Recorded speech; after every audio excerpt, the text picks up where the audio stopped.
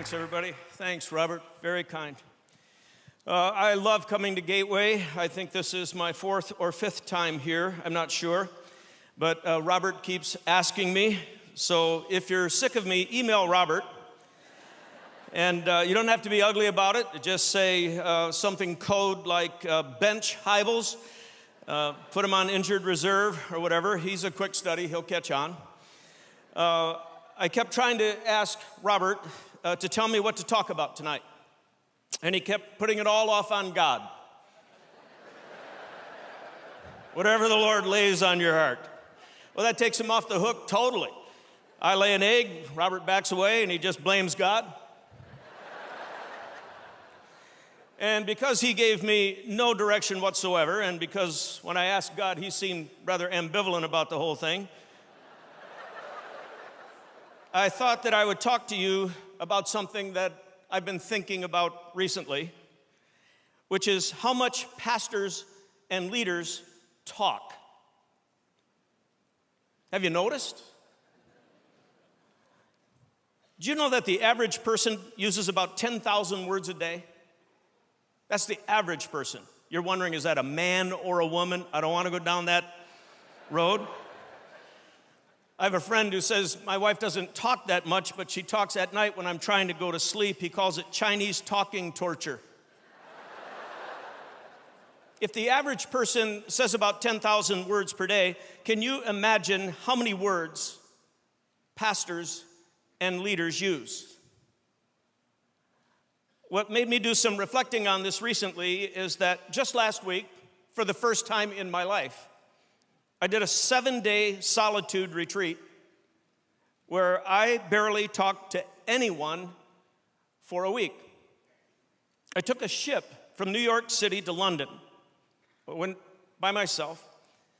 By day 3 or 4, I couldn't get over how wonderful it was not to hear myself talk. I could demonstrate and just stand here for about 20 minutes. It fueled my curiosity about a leader and her words or his words. Adolf Hitler used words to engineer a Holocaust that wound up killing 6 million Jews, and then he used a few different words to plunge the planet into World War II, where millions more people were killed. Just words. Words. Nelson Mandela and Martin Luther King Jr. used their words to end apartheid and to start a civil rights revolution with words. Billy Graham used words to help tens of millions of people get reconciled to God through Christ. Just words. Rich Stearns, the current president of World Vision US, uses words to inspire people to sponsor millions of near-starving children. They don't get sponsored, they die. So he uses words, and the kids get sponsored and they live. I'm stating the obvious. Words matter. Words matter. And the words of pastors and leaders of people really, really matter. And there's one particular book in the Bible that has a lot to say about words. With the time that remains, I want to let Solomon, the wisest man in the world, coach us about how to use words. The first thing Solomon says when he's coaching people about their words is he says, let your words be few. Let your words be few. Proverbs 10:19. Too much talk leads to sin. Be sensible and keep your mouth shut. Proverbs 21:23. Watch your tongue and keep your mouth shut and you'll stay out of trouble. Proverbs 17:28. This is one of my all-time favorite proverbs. Even a foolish person seems wise when he keeps his mouth shut. Try that in the next social setting. People talking, just kind of stroke your chin and like that. They'll say, man, he's so smart. On a related note about talking, and you leaders will all understand this. I was serving on a board of directors outside of Willow one time. The organization was going through a rough patch. Board meetings were dramatic. Strong opinions on how to save the organization would be expressed by some board members. Other board members would see it differently, uncork their magnum-sized bottles of wisdom. Still, other board members would try to get a word in edgewise. They couldn't even break into the conversation that was being dominated by the others. This went on for months. Finally, and courageously, the chairman of the board hired an outside consultant at a huge cost to the organization, asked him to come to attend our meeting to offer us some guidance. The guy comes, observes us for a full morning. After lunch, he made his observations, all of them helpful, but one has stuck with me to this day. It has to do with words and how they work in leadership circles. This guy said, on every board, there are quick talkers and slow talkers. The quick talkers jump in on every conversation. They feel a need to express every idea, every opinion that floats into their heads. Slow talkers are every bit as smart as quick talkers. They often have deep feelings, valuable input to share with the board, but their voices rarely get heard because the quick talkers dominate the discussion. I sat at the board table and I thought, this is fascinating. It's true not only at board tables, it's true at family dinner tables. It's true at coffee tables when 7 or 8 people are having a Bible study. Then out of the blue, the high-priced consultant says, I've identified the quick talkers on this board.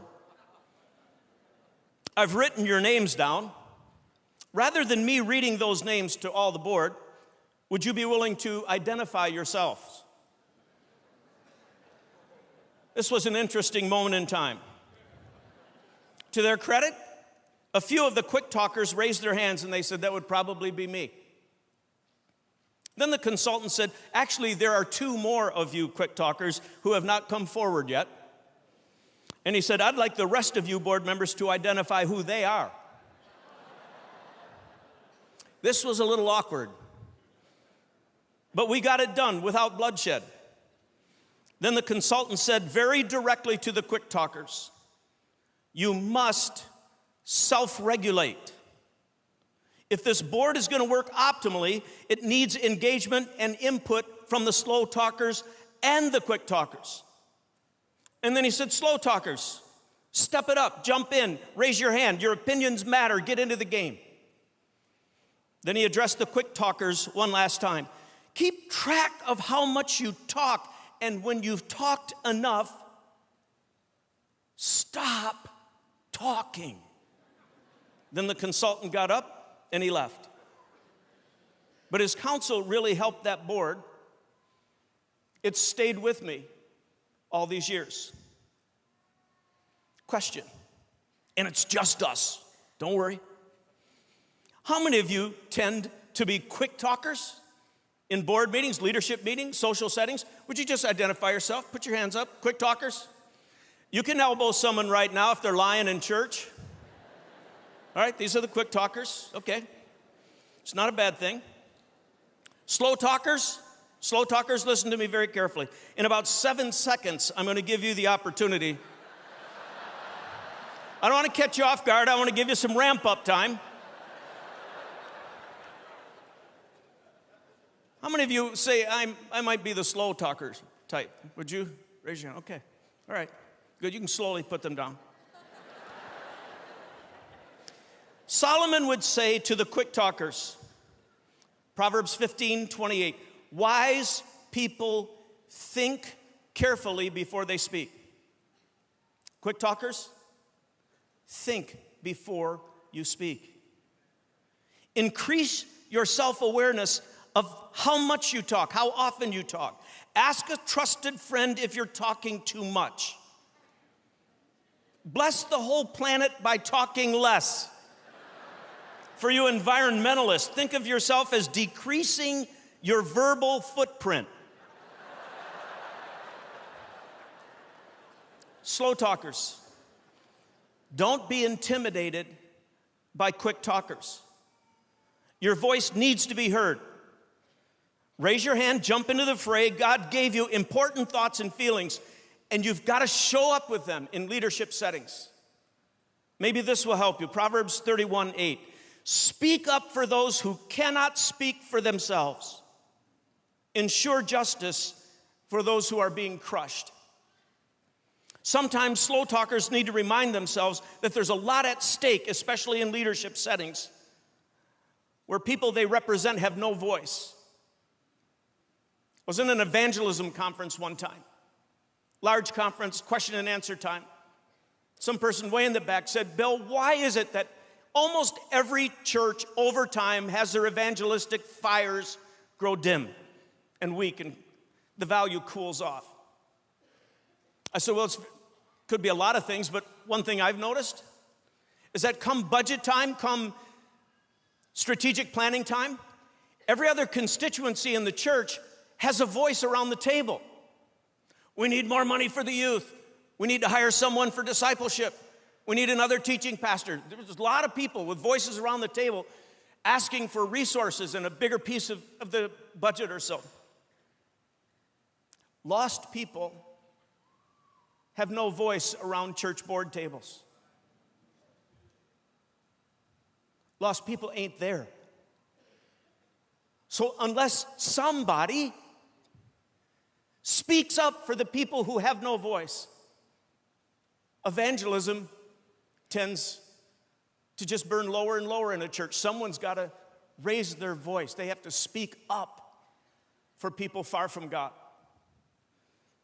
So anyway, Solomon would just say, quick talkers, slow talkers, reflect on this. Reflect on how much you talk. And when in doubt, he would say, let your words be few. Next, I think he would say something that's obvious to everyone. Let me touch on it briefly. Let your words be true. Let your words be true. Proverbs 12:22. God detests lying lips, but he delights in those who tell the truth.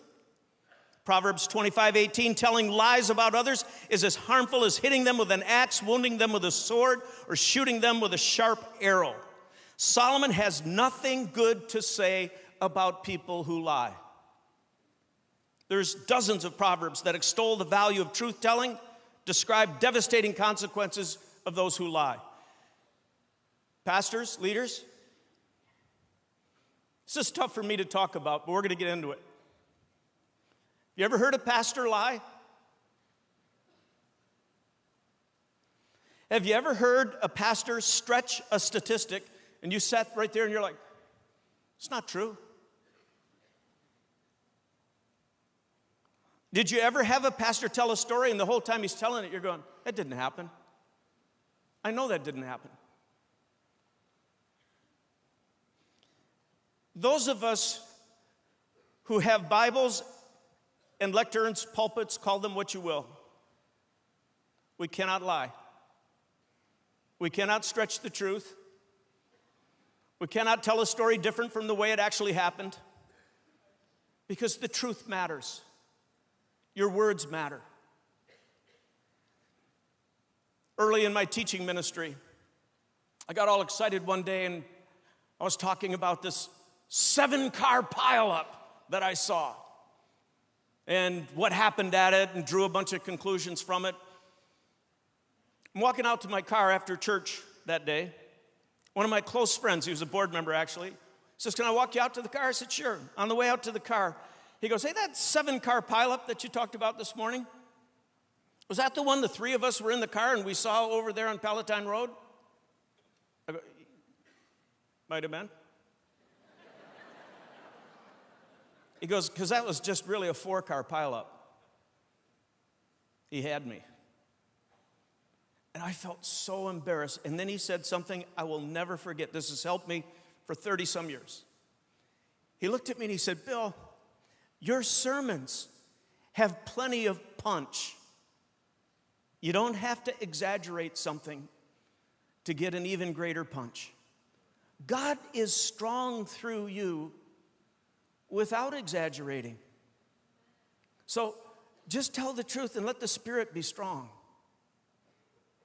Since that day when I'm heading into an illustration, And if I want to crank it up a notch, I always think to myself, maybe God's power is enough. Maybe. And maybe I don't have to exaggerate to make the point. Let your words be true. I was walking across campus at Willow some time back. Young woman from Willow came up, engagement ring high. You ever had that happen, where someone's just, and I don't notice jewelry at all. I might notice a nose ring once in a while, but I don't look at stuff. And she's like, duh, and I was, oh, wow, you're engaged. And so I talked to her a little bit, just making small talk. I said, what do you love about this guy? I didn't know the guy. She had a long list of what she loved about the guy. And just again, making small talk, I said, what do you like least about him? And she said, immediately, well, he lies a lot. And I said, oh, that's cool. Fully thinking she was just kidding. And she says, well, actually, it bothers me a little. And I was like, where are you going right now? And she said, nowhere in particular. I finished what I was doing here at the church. I said, I have to go to the other side of the campus. Will you walk with me? She said, sure. All the way across the other side of the campus, I talked to her about lying. I said, my friend, lying's a problem. A big honking problem.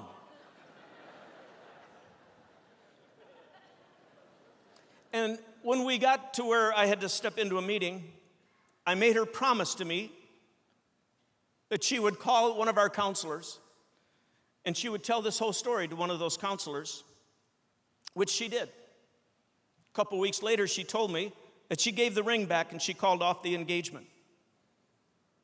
I was so relieved. If Solomon were here in the flesh and he would take over the mic right now, he would simply say, whenever words come out of your mouth, make sure they're true. Meticulously true. True even if the truth hurts. True even if the board, the pastor, whomever doesn't want to hear the truth. Tell her the truth. Tell him the truth. True, even if the friend would rather not have you mention it yet again, but you're watching their life go in the sewer. Tell them the truth again. Make sure your words are true. Parents, can I talk to you? In all the research I've done on lying, it starts early. If your kids start telling fibs, call them lies. Timeout chair. You have to correct lying as early as possible. Solomon, I'm quite sure, would also say, protect yourself and your church from liars. Don't hire them. You hear me at the summit. I say, we hire people, we go down this little grid. They have to have character, competence, chemistry. They have to fit our culture. And so, character, major part of character is telling the truth. We call everybody we know, and when we're checking referrals, and so one thing we ask people point blank in the hiring process, and when they give us people to, kind of check out their story, we just ask them, do they always tell the truth? Do they ever stretch the truth? Do they ever lie? Don't hire someone who's loose with the truth. If you happen to hire them and you find out they're loose with the truth, fire them. Fire them as quickly and unceremoniously as possible. Fire them. Don't date people who don't tell the truth. And for God's sake, don't marry them. Don't do business with people who don't tell the truth. Don't golf with them. They'll always wind up with a lower score than you. Don't fish with them. They'll always catch a bigger fish, or almost. We need to be clear on this. Solomon would say, with regard to your words, gang, let your words be few, Let your words be true. Yes? Now, I'm not going to spend much time on this third one, but I surely could. Let your words be gentle. Let your words be gentle. Proverbs 15:1. Every Christian here should know it. A gentle answer deflects anger.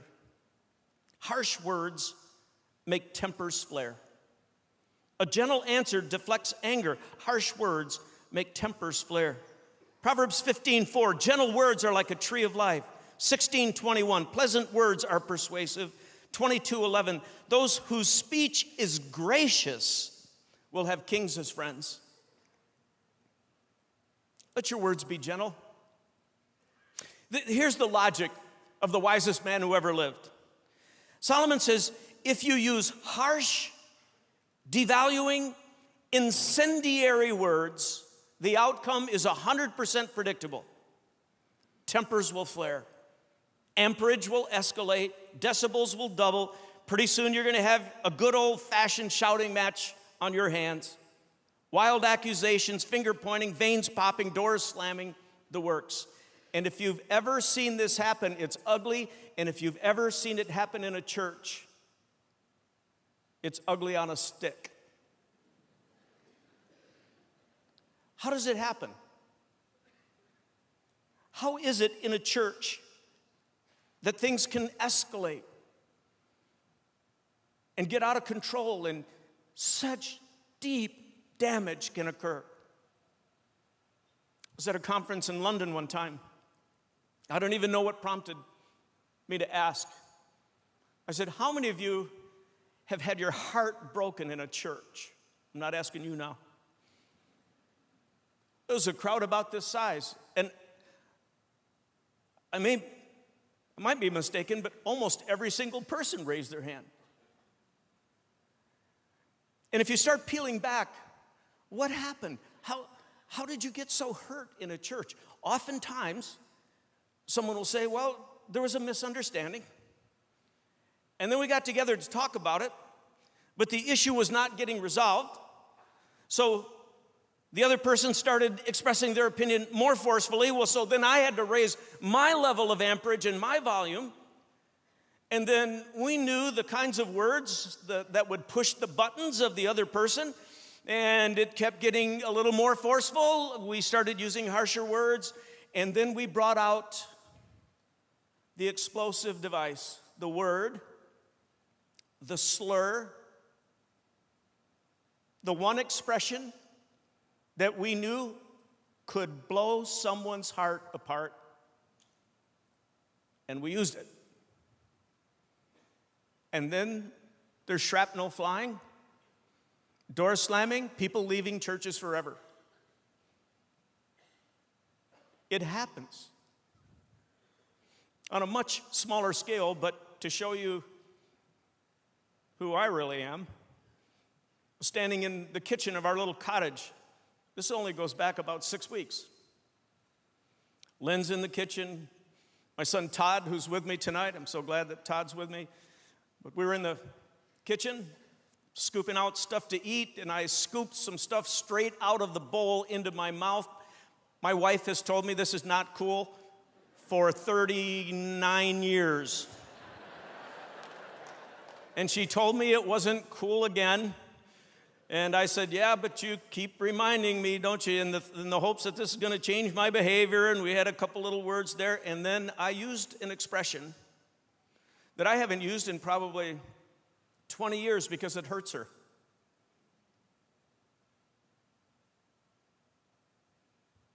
And it came out of my mouth. And it didn't feel good the minute it came out of my mouth. And I thought, that's a word that hurts my wife. I thought about it for a little while, and then I said, that was not cool. I am very sorry. Very sorry. She goes, well, it's not that big a deal. And I said, well, it is. It is to me. Later, Todd and I are walking out to the garage. Todd's like, that wasn't cool, Dad. I said, I know it wasn't cool. I know it wasn't cool. Can I share 3 words with you that have been transforming to me when I'm in difficult leadership conversations. And if you think Willow doesn't still have them, we do. Difficult leadership kinds of conversations where there's a lot at stake and a lot vested, and people really want the conversation to go one way or the other, and lots of passion and horsepower and all the rest. When I feel my blood pressure rising and someone has dropped a ball around Willow and we're going to have a tough conversation, you know, it's so tempting when they come in. I want to go, what were you thinking, Einstein? What were you thinking when you... You ever have that?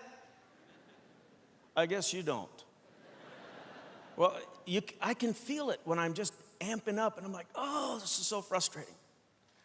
If I can take a deep breath, let the Holy Spirit have full control in my life, if I can use these 3 words to start a tough conversation,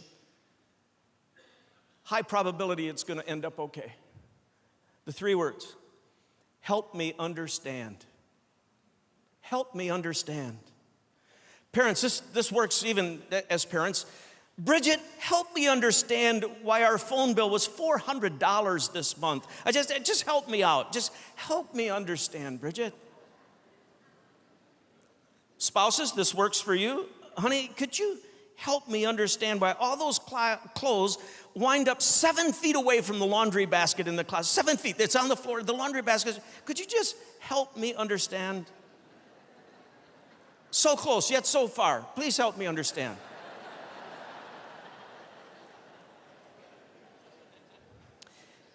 Supervisors, pastors, leaders, executive staff. Jason, Michelle, help me understand why the last 4 people I've asked you to manage have had a problem with our organization. Help me understand why people don't flourish under your leadership. Could you help me understand that? Do you have any insights? I'd like to hear them. In my experience, when you learn the power of these 3 gentle words, help me understand, it opens the door to having a civil conversation. No one's put on the defensive. No one's in an adversarial mindset.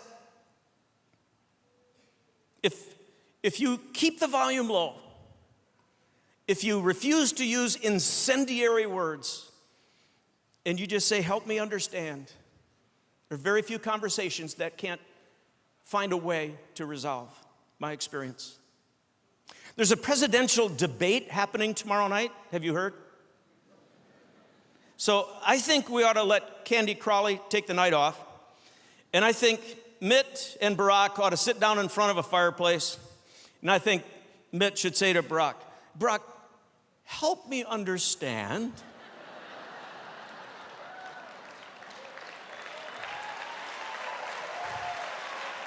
And then really listen. And then Brock says, hey, Mitt, help me understand this, and this, and this. Just, can you imagine if there was actually a civil conversation where people were trying to listen and understand? Then the next morning, Rush Limbaugh goes on the air, conversational tone. He said the candidates had that conversation last night. It really helped me understand some things. So when you call in today, don't just start yelling. Just say, I'm having a fine morning. I'd just like for someone out there in Radio Land to help me understand a few things. We could change the entire discourse of the big issues of our day. Just help me understand. Try it in your marriage. Try it with the people you lead. Try it the next time you're in a tough situation. Would you please help me understand? See what happens. Some of you are thinking right now, help me understand why you preach so long. And I'm standing here saying, help me understand why it takes you so long to learn stuff. Just kidding, just kidding. So, words. Let your words be few. Let your words be true. Let your words be gentle. One last one. Let your words be life-giving. Proverbs 10:11. The words of the godly are a life-giving fountain. The words of the godly are a life-giving fountain. Proverbs 12:18. The words of the wise bring healing. Ephesians 4:29, Paul says, let no unwholesome words come out of your mouth, only words that are good for what? Building people up, breathing life into people. Just quick technicality, don't let any unwholesome words come out of your mouth. I grew up in a family-owned business, wholesale produce business, dock workers, farmers, truck drivers, okay? I heard horrible profanity from the time I was 5 years old and started working on the docks till I was old enough to drive tractors and farm equipment and all this kind of stuff. I heard horrible, horrible profanity. I became a Christian in my late teenage years, and it was easy for God to change some things in me. You know, it was one of the toughest things to go? Was profanity. Not damning God or any of that, just coarse dock worker language. And what would happen is that I would say them at the most inappropriate time. One time a guy, after I used some dock talk, a guy stopped me after the meeting and he said, Bill, you need to retire that word. That is not befitting a child of God, a Christian leader, a pastor, a teacher. You need to retire that word. Can I ask you all a question? Is there any word that comes to mind right now, your mind? Is there any word that you use once in a while when you use it, you're like, I shouldn't use that? It's unwholesome. How many of you can think of a word you need to retire? You all got one? Can we just stop for a second and retire it right now? Think of the word and go, that's never coming out of this mouth again. I'm retiring it formally. I did it at Gateway Conference. I retired a word. Let no unwholesome word proceed out of your mouth. And one by one, when the Holy Spirit brings you the next one you need to retire it. And pretty soon, there's no more unwholesome words coming out of mouths. But again, it says, let your words be life-giving, like a life-giving fountain. Leaders, you have no idea what your words mean to your followers. They carry a weight far beyond anything you could imagine. A very good friend of mine started and eventually built a worldwide company. You would all recognize its name. He's in his mid-80s now. His health is failing. A while back, he sat with my son Todd and I, and he said, guys, there's a few phrases that I've used all my life that are mostly responsible for the success that I've enjoyed. And then with no notes in front of him, again, he's in failing health, and so he just started saying the phrases, one right after the next. You can do this. I believe in you. I trust you. I need you. I'm proud of you. I respect you. I love you. He went on. It was like 9 or 10 of these expressions. When he finished that little list of phrases, both Todd and I were like fighting off tears because we realized that this aging business titan had figured out early in his life that words matter. They can change people. They can set a heart soaring. Words can give strength to the weak and courage to the cowardly. Words can buoy the faint of heart. They can put a bounce back in the step of the weary. Words can heal deep wounds. Words can reconcile quarrelers. They can comfort the inconsolable. Words can bless the God who gave us life. Words can make heaven smile. Words can put hell on the run. Words can redirect a destiny. Solomon says, please, everybody, shh, shh. Whatever you do with your words, Solomon says, make sure that increasing numbers of them are life-giving, soul-filling, heart-expanding. You can do this, Solomon would say. You all have that little muscle in your mouth that is capable of doing astonishing levels of good, capable of forming and expressing life-giving phrases that some people will remember for a lifetime. So I want to end my words by having you practice some life-giving phrases. I want you to practice them because they don't come normal to some. And if you say them once or twice, they might find their way into your vocabulary. So we're going to do a little repeat after me. I believe in you. And you say, but I don't believe you. Let's say, I believe in you. I believe. Yeah. Did you know that right now, there's someone in your life who desperately needs for you to say those words to them? I believe in you.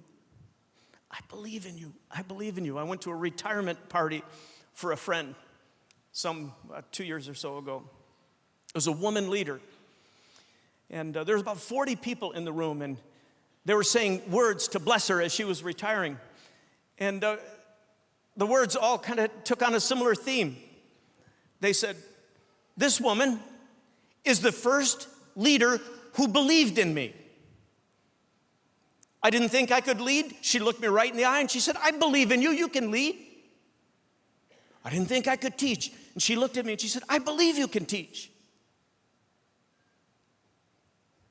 Gang, I'm in front of you right now because a handful of people said, I believe in you. There's someone in your life right now that needs you to say to them, I believe in you. They'll never forget it. And you have the power to say it. Let's say it one more time. I believe in you. How about this one? I trust you. Let's say it. I trust you. When my kids were in their teenage years, they'd head out with the car. See you, Dad. I'd be like, hey, before you leave, I want you to know, Shauna, I trust you. Fingers behind my back. Oh, but I trust you. I trust you. My son Todd took a 40-foot sailboat all the way around the world, he and one other guy. Before he left, I stood on the dock and I said, I trust you. I trust you. Why do we say those words? Because when you trust people, what do they want to do? They want to live up to your trust. Anytime anyone has said, I trust you, I want to show you I'm trustworthy, I do. Who in your life right now do you need to say, even if it's just by faith, I trust you? It will bring something good out of them. Trust me. Here's the next one. I need you. Let's say it. I need you. Yeah, I need you. Leaders hate saying those words. We don't need anybody. We're hill climbers. Right? During one rough patch at Willow, I was thinking about resigning to go back into business because I've always felt comfortable in the business world, and during some parts of my ministry, I haven't felt that comfortable being a pastor, frankly. And so word got out to this one particular guy that I was maybe thinking about going back into business, and so he takes me out to lunch and he goes, hey, Bill, you're going to land on your feet wherever you go. You're just one of those guys. you actually probably don't need Willow Creek. He goes, but I come out of terrible brokenness, and I need Willow Creek, and I need you as my pastor. I need you. I drove back to the church, and I was going, what the heck am I doing? What am I doing? Why am I taking an easier route? Why won't I persevere through this rough patch? Why won't I pay the price? That guy saying those words, I need you, just brought me back to true north. I apologized before God, got back on track. This past weekend, we celebrated our 37th anniversary as a church, just yesterday. And I think I might have missed the last 15 years, but for a guy who just said, I need you. It's not a bad thing to look at your staff once in a while and say, hey, staff, you know what? I need you guys. I need you. It's not bad to stand up in front of your church once in a while if you're launching something and say, you know what? It's not going to get launched without you. We need you. It's a unifying phrase. It's not a sign of weakness. It's powerful. It brings good things out of people. Let's say it one more time. I need you. I need you. Yeah. Next one is I'm proud of you. But let's say it. I'm proud of you. Yeah. Our family, for whatever reason, has incorporated this into its, it's our little Hybels family. We say this to each other all the time. My wife right now is over in the Middle East. For the last several years, she's been going there doing reconciliation work amongst Arabs and Jews and Muslims and Palestinians in the hopes that someday the blood will stop spilling. And we're proud of her. And so we email her every day, and we just go, Mom, or the kids do, Mom, we're proud of you. And I say, Lynn, most megachurch pastors are shopping. You're doing reconciliation work in the toughest conflict zone in the world. I'm proud of you. Todd has a friend that's in a coma right now. Terrible thing. He finishes a full day of work sometimes, drives hours, sits by this kid's bedside who hasn't been conscious in 2.5 months. And we email Todd and we go, we're proud of you. You're a good friend to your friends. My daughter Shauna's an author. She has 2 little kids. She just came up to a deadline and we were just going, we're proud of you, Shauna. You're a great mom. You're a great writer. We're proud of you. Sometimes I'm on the other side of the world, jet lagged, wondering how I'm going to fire up another room of pastors. My BlackBerry lights up. Dad, we're proud of you. You could be doing anything else, and here you are. We're proud of you. And I'm not kidding you. Pumps me up. If you just walk around in appropriate ways and say, I'm proud of you. Tell your senior pastor sometime you're proud of him for being a godly man, for not being the kind that do it for self.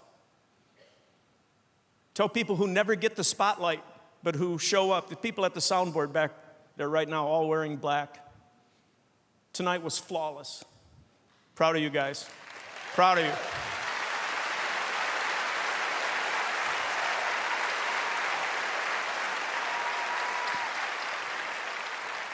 It doesn't cost you anything to say those words. I'm proud of you. Let's say them one more time.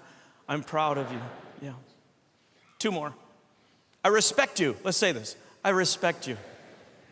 I'm learning how to use this with people that hold very different theological positions than I hold, very different political positions than I hold, and I'd like to give them a zinger.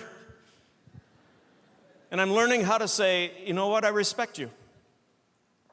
We're very different. We would land on opposite sides of everything we talk about, but I respect you.